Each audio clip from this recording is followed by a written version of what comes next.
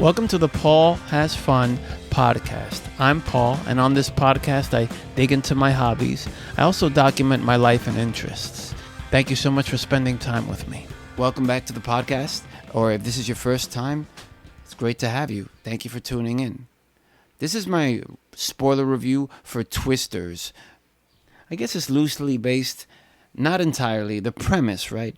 It's loosely based on the 1986 movie starring Bill Paxton and Helen Hunt called Twister, which was very enjoyable. It has that iconic scene we've all seen somewhere where it's like that cow that's flying around in the middle of a twister, right? But to make a long story short, the premise of the movie, it's the story of this one Kate character played by Daisy Edgar Jones, and her story, in terms of, she's kind of like this twister, tornado, whisperer, and she has this natural, innate ability to go ahead and predict when a twister, tornado kind of situation is happening. She begins the movie as a student, doing kind of a student project with other college students, her peers.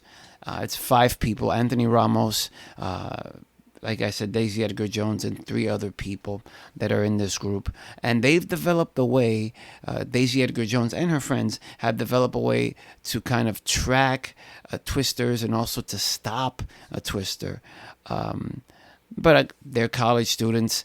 I don't think they had a lot of experience trying to do this one particular thing they were trying to do, to test this out, this method of tracking and also stopping a twister. And 3 of the 5 die in this incident, and this really traumatizes her, and the movie deals with her kind of getting over this trauma. Also, Anthony Ramos, who was there as well, he's a survivor, and him in a way dealing with the trauma but getting right back into wanting to chase twisters, as he's an entrepreneur and he's starting a new business, and he wanted to bring her along because she's so good at predicting when twisters and tornadoes are going to happen. Then we're introduced to Glenn Powell's character. His name is Tyler Owens. He's a YouTuber who also goes about chasing tornadoes and twisters for the views, for the fun. The movie overall is predictable. It's very entertaining. It's 2+ hours long, but I was totally into it. I never felt bored. My criticism with the movie, it just didn't feel like very serious to me. And of course, they were talking about serious things, but it just didn't feel very serious to me until about the third act. It is thrilling. It is definitely, gets you to the point of getting to the edge of your seat. Not fully.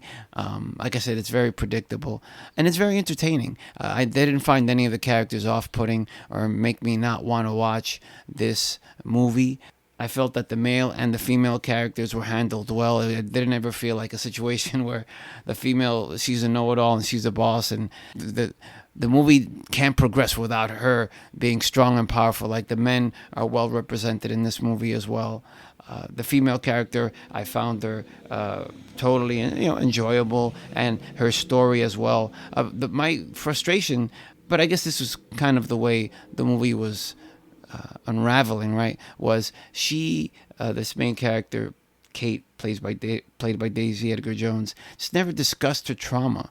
It just kind of bottled it in. She cut off the outside world, moved to another city, and just never, it really has to go into her going back home, which she even cut off communication with her mom for a time, and just kind of getting back into her work that she was originally doing when she was in college, and meeting up with Tyler Owens. And he, I think, gravitates to her because he as well is like a big fan of twisters, tornadoes, has also this ability to go ahead and predict when a twister or tornado is happening. He seems kind of like this, what's the metaphor I can use? Kind of like this jock, this dumb jock. And it's not a sports related thing. I'm just kind of giving you the avatar of the kind of character that we've seen in so many movies, like the dumb jock Rock, who's good looking and everybody loves him, and he's really successful, and there's nothing wrong with that. That's totally fine.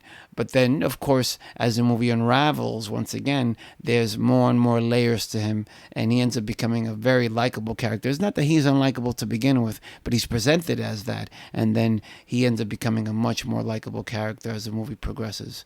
Where with Anthony Ramos' character, he has an arc. He has an arc where he's a sympathetic character, but then he has a little bit of a jerk situation happen, and then he comes back and he redeems himself. So, like I said, movie's very enjoyable. I had a good time with this movie. And also, the first time I'm getting to see the new Superman. His name is David Corenswet. He was in this movie. It's the first time I've seen him in something.